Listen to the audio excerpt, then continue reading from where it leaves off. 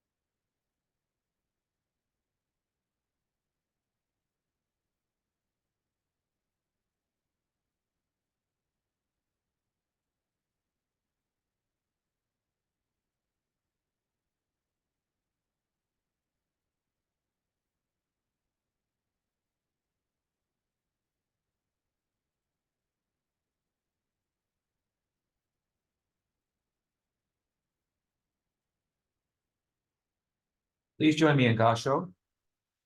Namo Amida Butsu. Namo Amida Butsu. Namo Amida Butsu. Namo Dots, Namo Dots, Namo.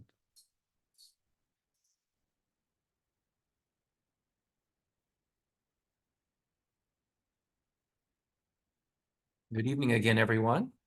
Tonight we're going to have an interesting. We're going to be chanting the Juni Rai, which is on page 59 of the Red Service book or on the PDF.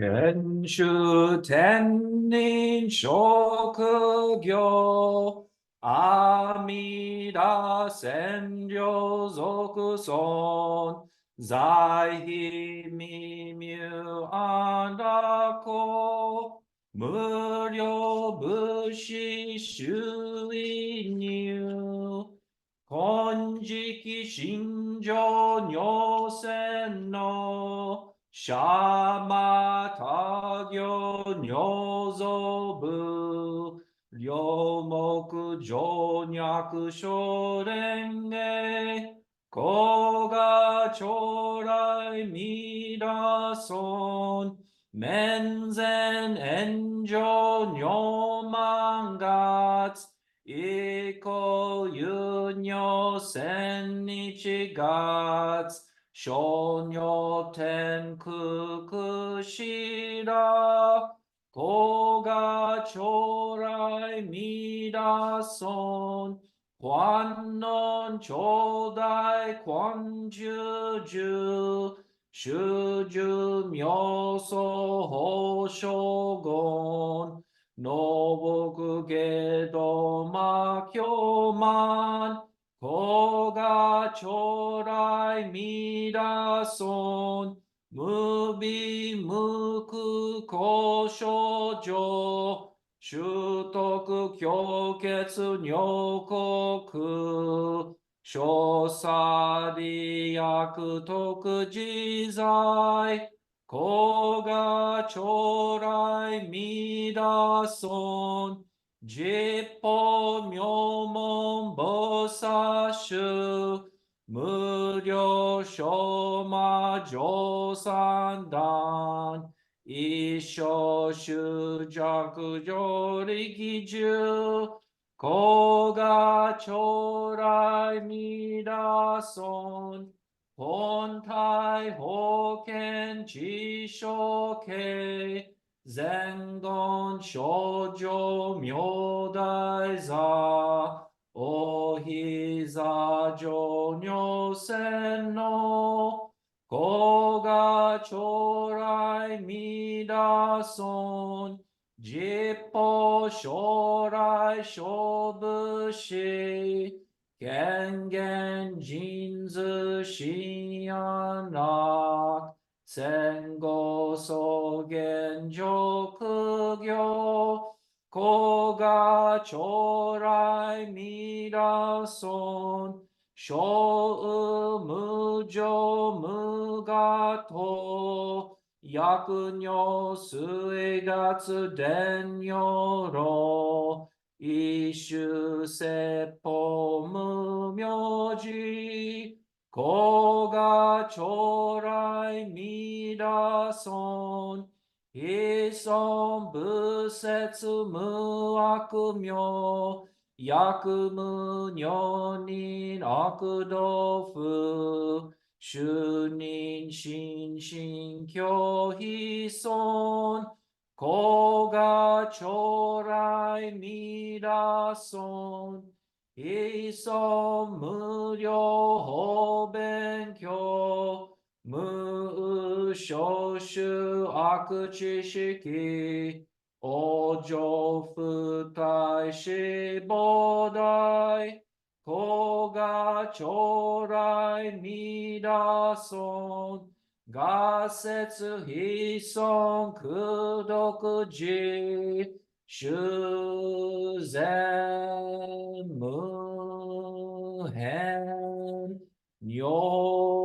뇨카이 스이 쇼약그 젠건 쇼조샤 에세슈 조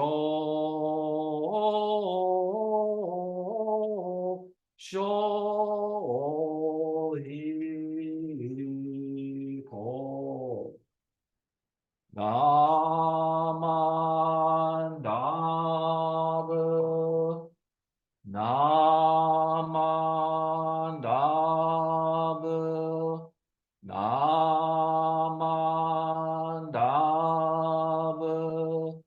나만다브 나만다브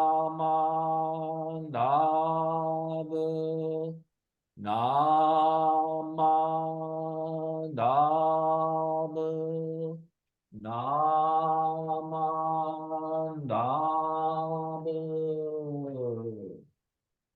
간니시크도크 묘도세이사이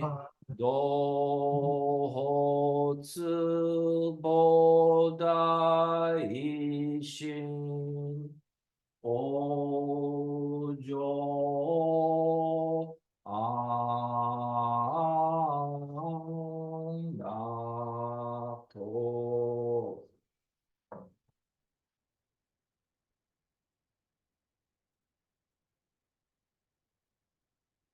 Namadats, namadats, namadats, namadats, namadats, namadats.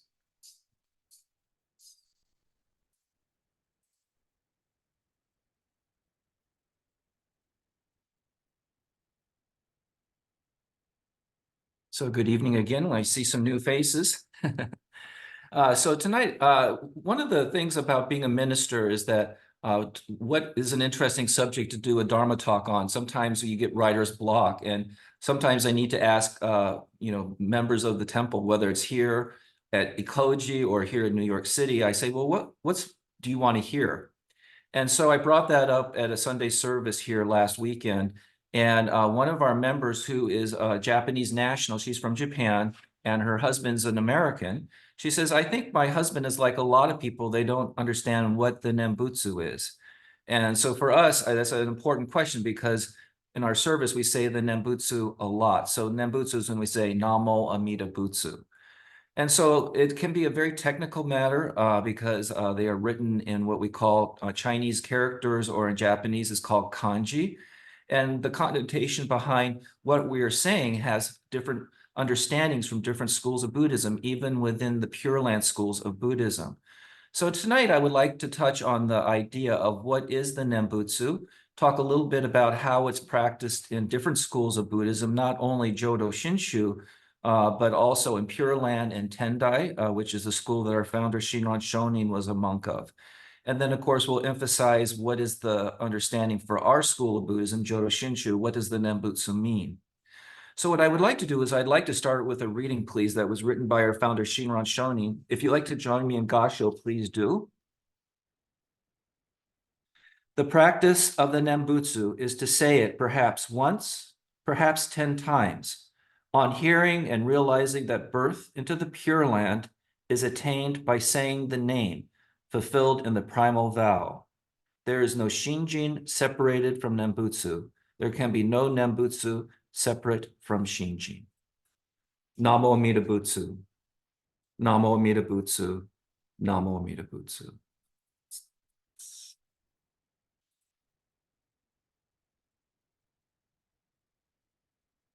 As I mentioned, one of the things that when we talk about our school of Buddhism that originated in Japan over 800 years ago, and our school of Buddhism was influenced by Chinese Buddhism that was over 1,000 years ago, and how the languages were communicated are these what we call Chinese characters, or kanji. And for us that might not be familiar with that idea, the kanjis are not ideograms. They're not representing exact things. Sometimes you'll see beginning Japanese books and they'll have, kyosei, they'll have words written and then they have like diagrams. And I think that's a little misleading because the characters are very sophisticated. They convey concepts, not just nouns or things, but also concepts. And this is where I'm very envious of my Japanese co-ministers that can read and understand the writing in its original form, because there are so many nuances when they read these characters. And it's the same way with the character of the Nembutsu. So first of all, I'd like to clarify, for those that are familiar with the Onaijin, or the altar area at the Ekoji temple, in the main center of reference is we have what we call the Myogo, which is Namo Amida Butsu, which we'll address a little bit later. But when we say the Nembutsu, it just means 2 characters instead of the standard 6 that we have in the Myogo. And I'd like to, the first one is talking about Nen, or Nem, is an idea of forms of meditation. And this is where the nuances come in and how those were interpreted by the teachers and the monks all those centuries ago, how it was interpreted in China versus Japan, and then how it was transmitted to us in the United States, and how we're even saying the Nembutsu, but we understand it in the English context. So just understand that we'll come back to this, because this is the main point of the talk today, is what is this meditation? What is this idea of that? And just briefly, the Butsu is the character meaning the Buddha. And so when you're saying it's the reflection or meditation on the Buddha. And you can see already with those choice of words, the meditation. Well, what is the meditation? Is that a visualization? Is that a sitting down like a Zazen meditation? Is it the recitation like we do saying of the Nembutsu? And so I hope that with the talk today, that'll clarify some of these different practices, because what's important for us to understand is that when we say the Nembutsu, or Nenfo in Chinese, that's how they pronounce these characters, is that means a practice.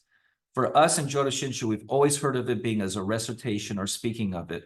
But hopefully you'll hear that in Tendai and other schools of Buddhism, it refers to visualization meditation and contemplation. So to get to the Chinese, so the idea that Pure Land Buddhism, they have found archaeological evidence that Pure Land Buddhism was practiced in India towards the end of the extinction of the Buddhist practices in India. So this is approximately the 13th or 14th century. And I've mentioned this in Buddhist history before. It's interesting to us that Buddhism was no longer practiced in its origin of birth for many, many centuries. But after the historical Buddha died, Shakyamuni passed on, the ideas about what the Dharma was, what the Buddhist teachings did not stay stagnant. They evolved. And that's why there are different schools of Buddhism. And as I've mentioned before, that, for example, like Sri Lanka has Theravadan Buddhism, the oldest existing Buddhist schools, because they actually sent missionaries there very early after Shakyamuni's passing. But then as the Dharma progressed into other countries like Burma and Vietnam and China, those are later schools of Buddhism, different thoughts of Buddhism. So the idea of the transmission of coming from India was proven archaeologically. One of my joys about studying at the Institute of Buddhist Studies is that you not only read the doctrine, as Professor Grongpa pointed out, that what you say and what we do is not necessarily the same things. And just to give you an insight, is that in monasteries in ancient India, they have found evidence of businesses, printing presses, that, we always heard that the monks and nuns were not involved in the secular world. And interestingly enough, one of the evidences that there was some form of Pure Land worship with Amida is they found a statue where a Buddhist nun in India had dedicated an Amida statue to her parents. It was inscribed on the back. So they say, yes, there was evidence that it did come from from India.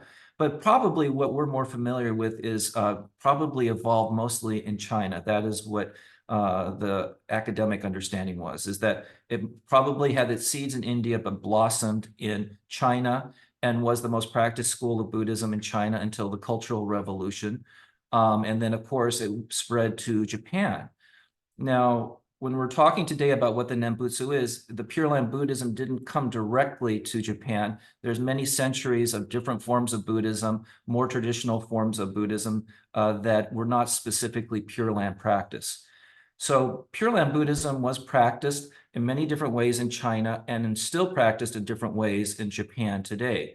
So one of the things when they talk about meditation is that it can be taken very literally, that you are meditating on an object, meaning most likely a statue or an image of the Buddha.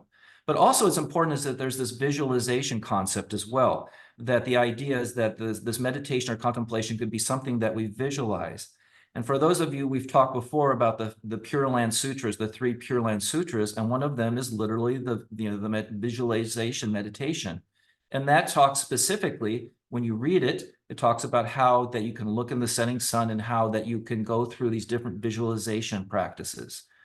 One of the things that, again, getting back to my studying at the Institute of Buddhist Studies, is that it was part of the Graduate Theologian Union, which is a bunch of consortiums of different schools. We're the only non-Geo-Christian school. So I would go to class, I had an art class, which was fascinating. So I had ministers that were from the Catholic faith, from the Protestant faith, all these different schools. And one of them was talking about the visualization meditation, how it's done in the Russian Orthodox Church. And it sounded very similar to how they would do the visualization meditation for the Buddha.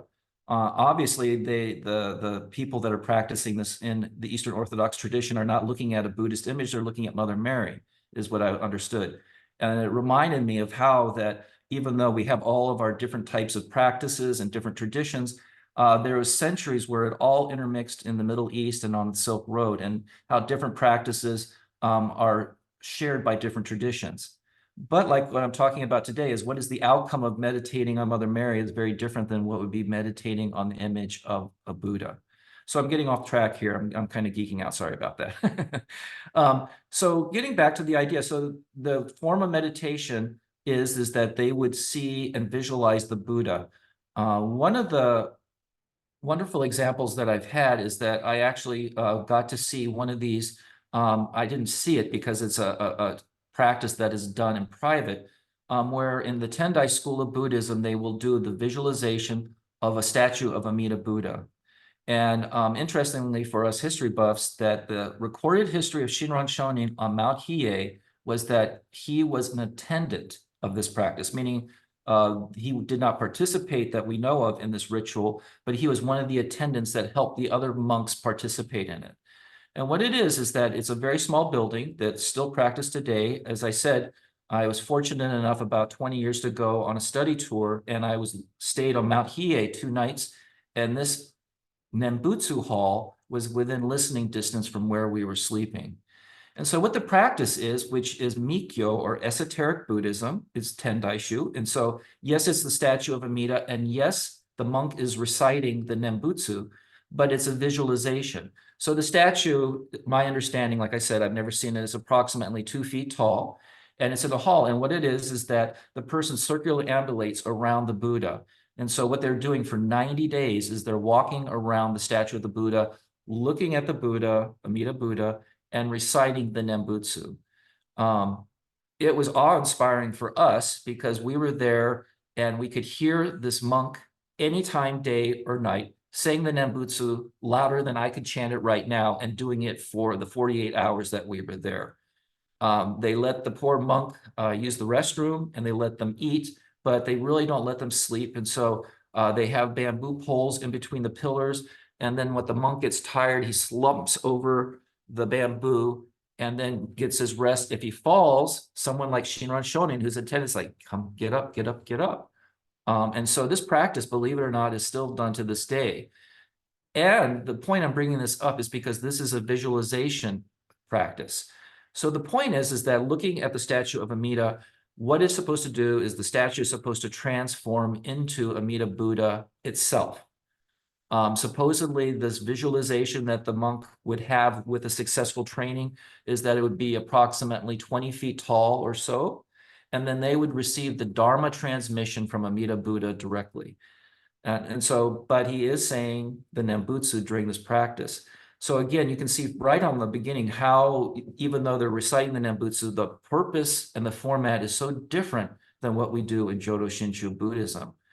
And like doing Zazen meditation, some people that go into deep meditation, they will have negative thoughts or scary thoughts come up. It's the same way in this form of visualization of Amida Buddha. There's times where people will not see the Buddha, they'll see monsters, or they'll see the devil, or whatever negative connotation. And then what they do is that they didn't complete the practice, but then they sit down and they are helped by the monks to process all of this. So this is a way, and like I said, Shinran Shonin is recorded and still written down in Mount Hiei as being an attendant for this. So this is one way of visualizing the Buddha in a very specific way in a Tendai practice that is still practiced. During this time, also the idea of doing meditation is done, like I said, whether you're in a temple or not. And so people would be encouraged to visualize or think about the Buddha or Amida Buddha when they're doing their daily practice. And again, this is the second idea of the Nen, is that it's on holding on to the thought of the Buddha is the second concept. So the idea is that you're supposed to always be thinking of the Nembutsu some way in your life. Obviously, if you're working, if you're in the fields, if you're a fisherman or whatever, you're dealing with your daily tasks, but you're always supposed to be able to go into the visualization of the Buddha. I think the most concrete example we have of this is that still in Japan, in Jodoshu, they have deathbed rites, which means that the person on their deathbed needs to be concentrating on the Buddha, the Amida Buddha, and reciting the Nembutsu. And if they're not, then in that form of Pure Land Buddhism, then they'll be reincarnated again. They will not reach nirvana. Again, how this is visualized is interesting because also there's merit generated by doing these practices. So one of the things that happens in ancient Japan, I mean, I wish I could go back in a time machine because Kyoto and all these towns and villages had all of these wandering monks and nuns that were doing some kind of practice.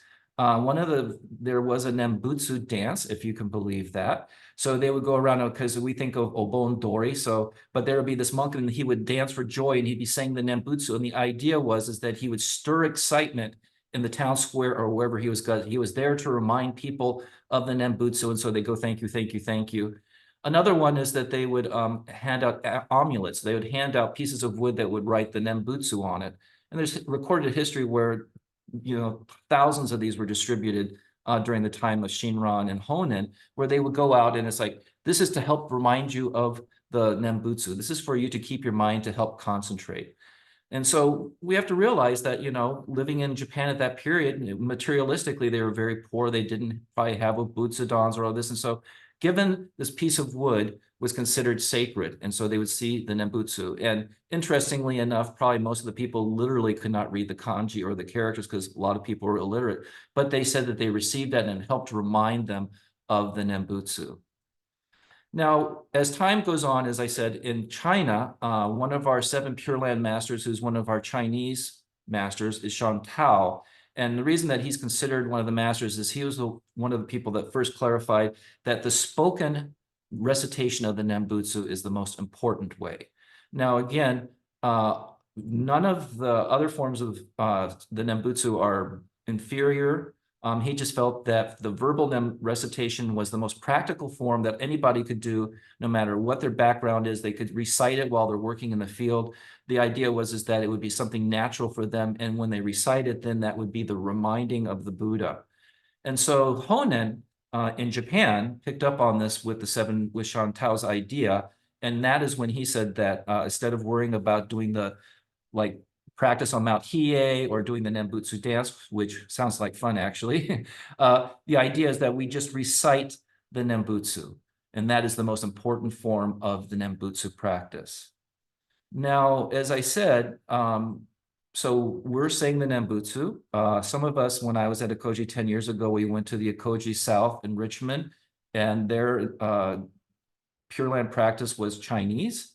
And they were doing a very different form of Nembutsu. They were saying Nenfo, which is the Chinese pronunciation. And what it is that in the Chinese schools and in other schools of Pure Land Buddhism, the recitation is practice. Now, again, this is not the Shinshu point of view, which I'll talk about in a moment, but the recitation is your practice. The recitation, the more times that you say the Nembutsu, the better. There's records that Honen Shonin, Shinran's teacher or master, supposedly said the Nembutsu over 10,000 times a day. That would be, that's very intense. And so then again, with the Onenju, which in our school of Buddhism, we call the memory beads, not in the sense of counting, but to remember the teachings of the Buddha. But in other schools of Tendai, they would be counting how many times they said the Nembutsu because it was that important. So that was the use of the Onenju for people that were reciting the Nembutsu. Now, for Shinran, as I've said before, he always said in his written words that he said that I'm not changing anything. What I am teaching you is what Honen Shonin, my master, taught me. Again, as I've pointed out, we understand that, but we have the written words of Honen, at least written down by his disciple. Honen did not write anything, interestingly enough. Shinran wrote, Honen dictated, so to speak, his words. So there are words of Honen, but Shinran did make some changes. That deathbed rite that I mentioned earlier, Shinran writes very extensively about we don't need to worry about the deathbed rites. We don't need to worry about saying or thinking of Amida Buddha on our deathbed, because once we start the path, there's non-retrogression, meaning that we don't go back. So the idea is that the Nembutsu has a different meaning. Now, you can understand why some of the Pure Land Buddhists from China are confused by this. It's like, well, why you say the Nembutsu, but what does that mean?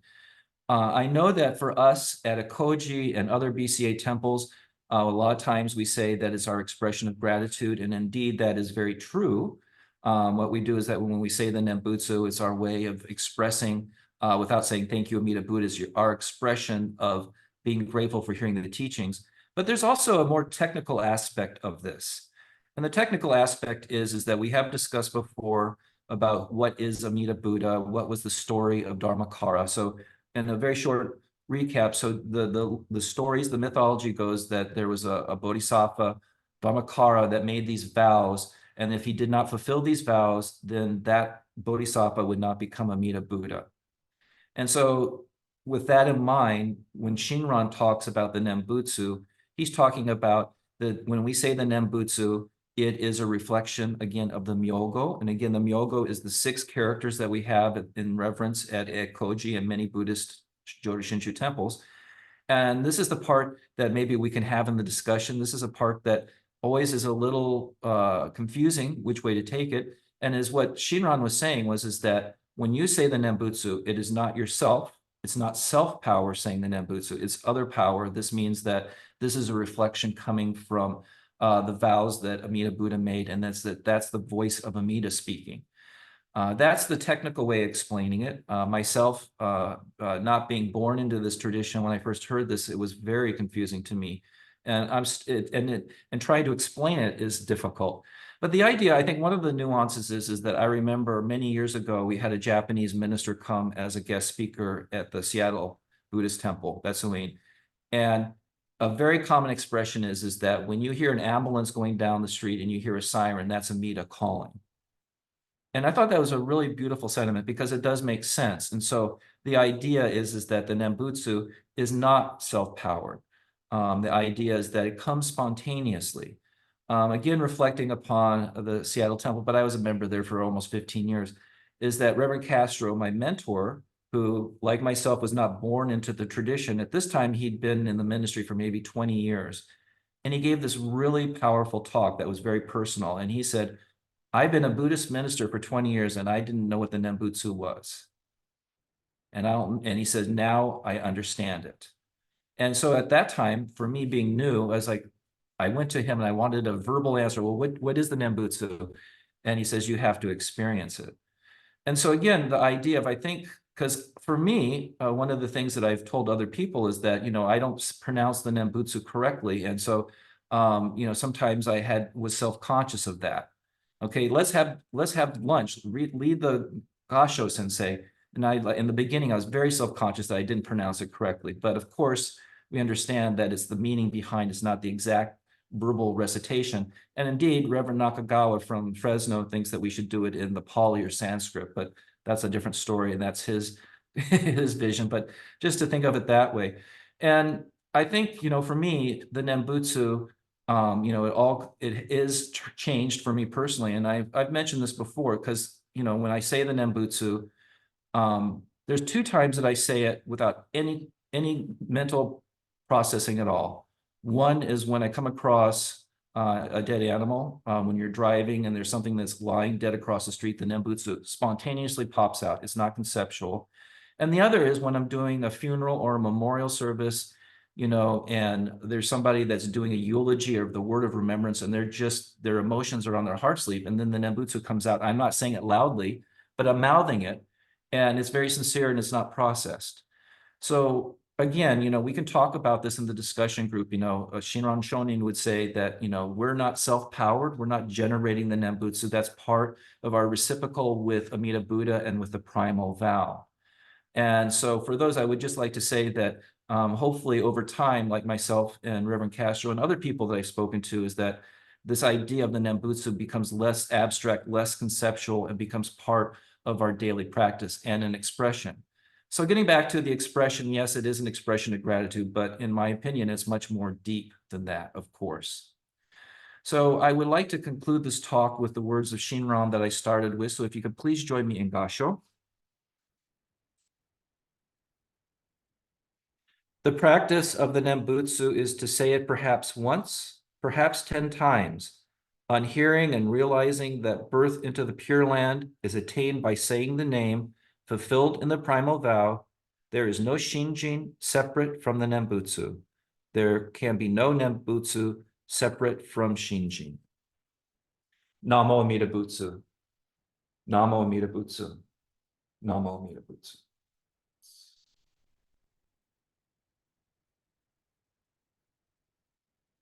All righty, so if we can continue now with, since I have my glasses on, if we can continue on with the reading, we're going to be doing the pledge number 1, which is on page 6.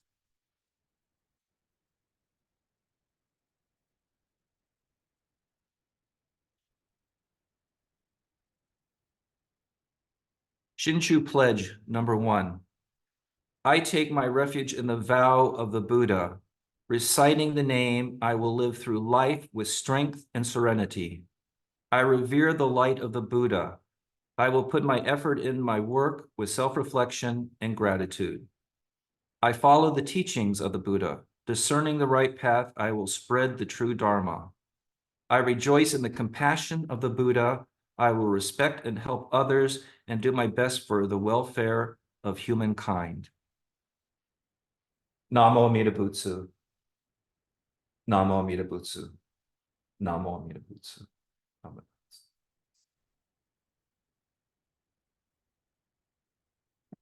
Okay. Now I'd like to conclude with a very short silent meditation. So if you could sit in your chair and relax your shoulders, please.